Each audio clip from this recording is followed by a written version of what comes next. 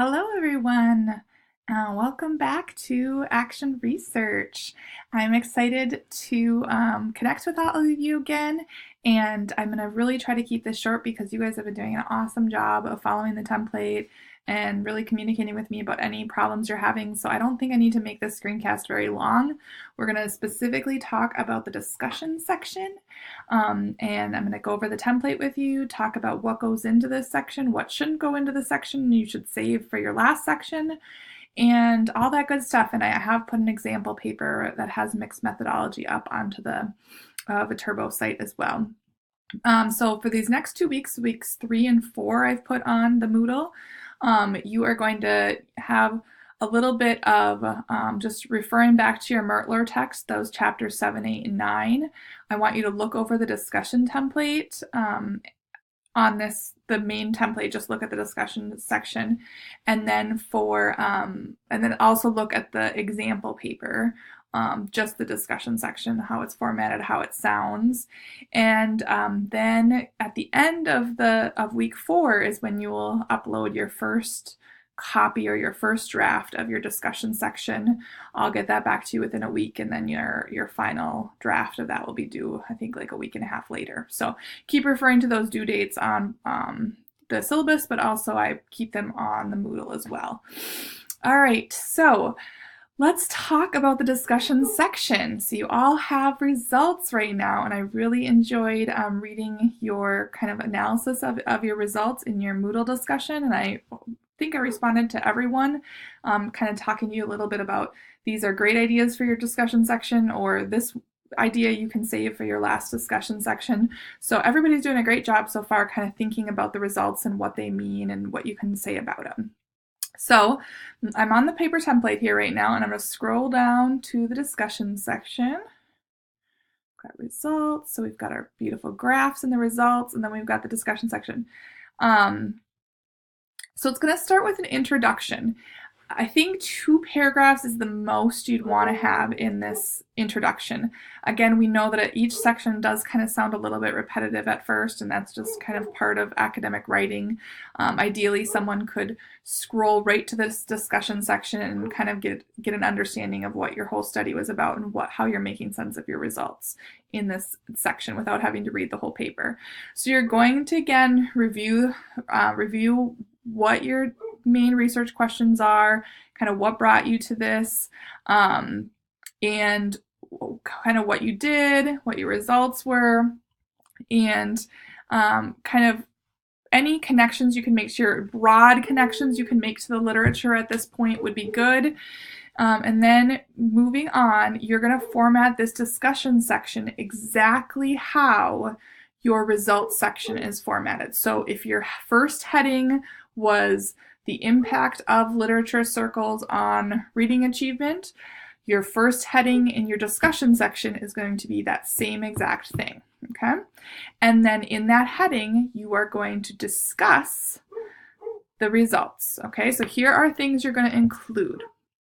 You are going to include what these results mean. So the scores went up. What does that mean? Does that mean it was an effective intervention, not effective? So that's the first thing. What do these results even mean? Next, you're going to talk about limitations. You already have had a limitation section that was real general to the whole study, but you're also going to talk about limitations to this specific result. Okay, so here's the result, but the time for this intervention really, I don't feel, was long enough to really say if the intervention worked or not. Or, the students had this happen this last week of recording their data, and I think that might have impacted the results. Any limitation on these results you can also include in the discussion.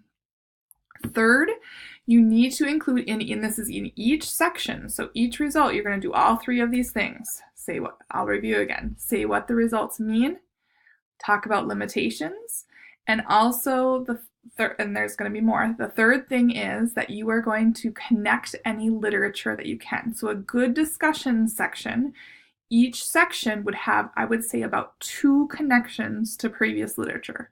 So if it was the same as someone else's study, you got the similar results, you're going to cite them again. So this is similar to so-and-so's study where they found that, Or this is different than so-and-so study. They found this, and in my study, I actually found this. So shoot for 2 citations in each section. The fourth thing then is that you can also discuss, how you feel about these results, okay?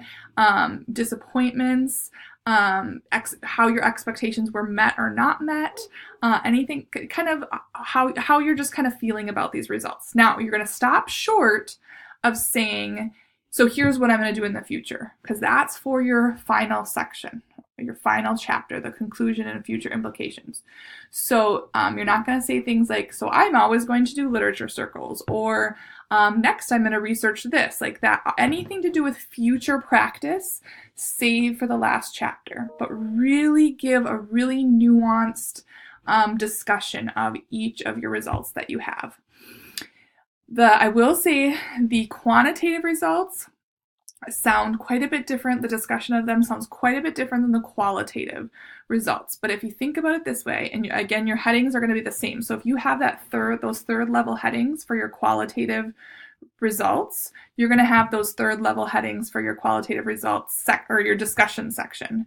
And so for each of those themes, instead of again saying what the theme was and supporting it with the quotes from your whatever your qualitative data was, you are actually going to say, what does that mean? Okay, so the fact that this theme emerged from the qualitative data, what does that mean? What do I think about that? Why do I think students are saying things like that? You can also talk about limitations. You also should think about trying to connect to the literature as much as you can. You can also talk about any nuances, why you think students, that was a theme that emerged. You can talk about that here, okay? All right, so I want to review again really quickly. You are going to organize your headings of your discussion section the exact same way your headings are organized in your results section. They should all read the same, including second level, third level headings. In each section, so that means each research question that you have a heading for, you are connecting to the results that you've already talked about in your previous section, and you're going to do 4 things. You're going to say what those results mean. You are going to talk about any really specific limitations to understanding those results. You're going to connect to the literature, and you're going to kind of talk about how you feel about those results. So that'll give you a lot to discuss in these sections. And you want to do that for each of those headings, all 4 things. In your conclusion, you kind of, again, just try to tie up without repeating everything again, but try to summarize some key takeaways that you want to remember. So that the key takeaways might be that this was a really effective intervention for your students in these ways, and this is why you think generally that happened. It should never be longer than a paragraph, your conclusion. All right, so I think that is all my instruction for this. I want to look at the template or the example paper again before I get offline with you guys. Just let me find that really quick.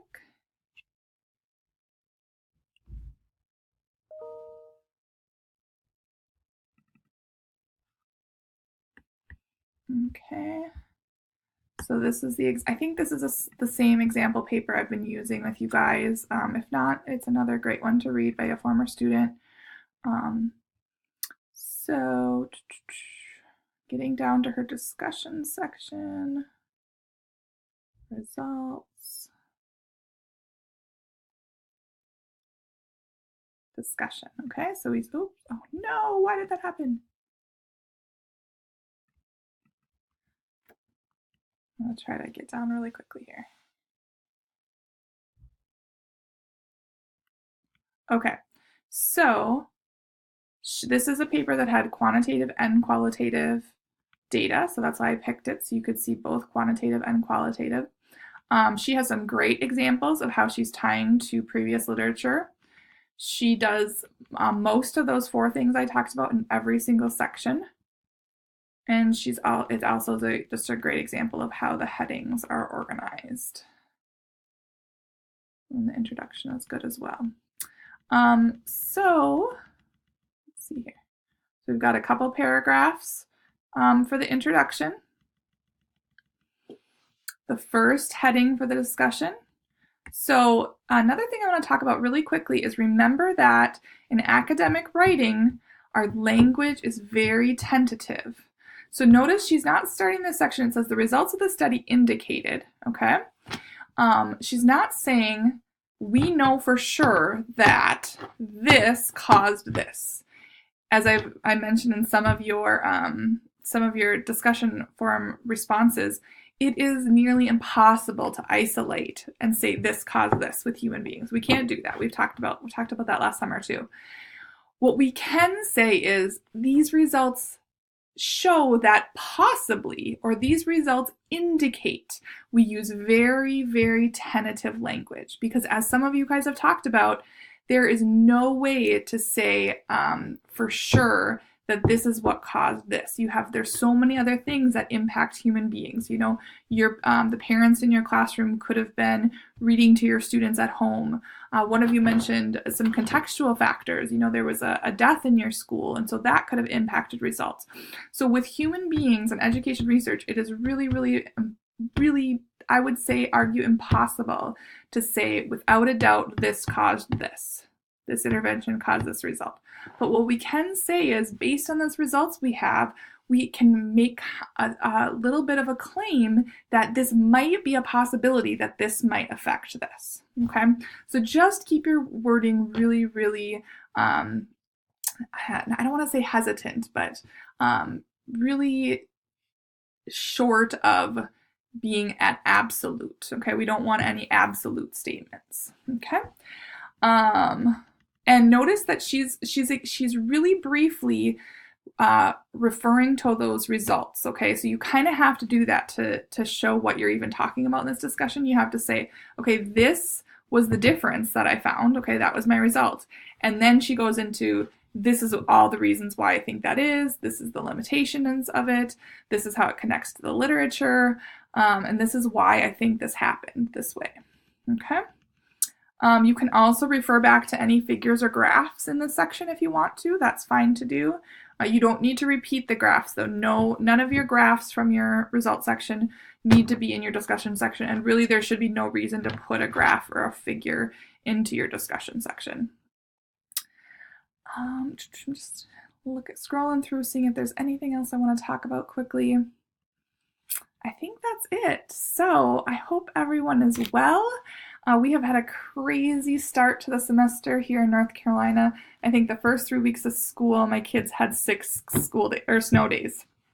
So, and I had, in my first 3 weeks of teaching back, I had only met with my students twice because of so many snow days. So it's just been a crazy start to the semester here. When they get snow down here, like things shut down. I was feeling like a very wimpy Wisconsinite because it snowed 4 inches and I didn't leave the house for 3 days. So, because I just wasn't sure. They don't salt the roads, they don't plow. You just never know. So I saw that Iowa got a little bit of snow. And I hope you guys are having fun and having not too brutally cold of a winter. And I'm looking forward to hearing from you and reading your first drafts and answering any questions that you have. If you have any process questions about how the semester is going to go, I will go ahead and put one of those like kind of blanket questions, discussion forums at the top of the Moodle. So if you have a question about logistics or anything like that, you can post it there and I or your classmates can respond. You will also have a quick discussion prompt for these 2 weeks as well. I'm just going to ask you what makes the discussion section different than the other sections in your paper, and you can just list and explain 2 things. So it shouldn't take you very long at all. Again, the majority of your time for these 2 credits is spent on this paper, and so that's what I anticipate is that you're spending most of it should be about 4 hours a week working on the paper. So, all right, guys. Well, I hope everybody's well. I wish you guys could talk back to me and it wasn't just me talking to you, but that's how it goes. So I'll be looking forward to reading your discussion prompts and looking at your papers in a couple weeks. All right. Thanks again. Bye-bye.